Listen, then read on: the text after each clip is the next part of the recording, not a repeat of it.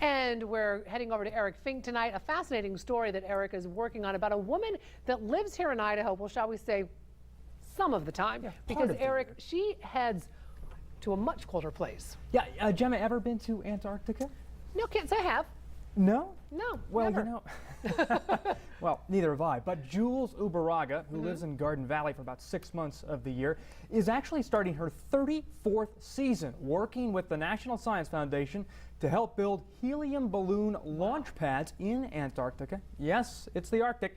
When she began her career more than 3 decades ago, she never imagined at 57 years young she would be continuing to leave Idaho every winter for a 5-month stretch on the ice. Jules contracts as a foreman for the National Science Foundation and works at a science NASA camp near the South Pole. And would you believe, Jules says around 900 people actually live on the ice during Antarctica's summer months in this part of the southern hemisphere. And I asked Jules what attracted her towards this lifestyle.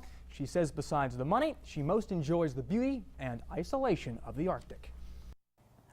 To me, McMurdo Sound is stunningly beautiful. The world's, large glaciers pour out into the sound. You've got a smoking volcano at the edge of McMurdo Station. It's stunning.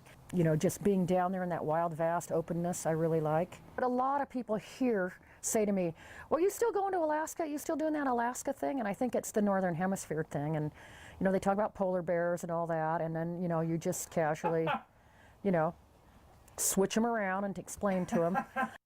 Jules says the hardest part about her winters in the Arctic right now, when she gets emotional having to say goodbye to loved ones, because she's gone for 5 months of the year, so that's a pretty long stretch. We're going to hear much more, Gemma, from Jules about when she started back in 1979. She had to deal with some sexism because she was breaking into a man's world down there in Antarctica. We're going to hear much more about her story coming up, and very interestingly enough, she has also attracted some family members to join her. Wow, looking forward to it. Yeah. Thanks, Eric. You bet.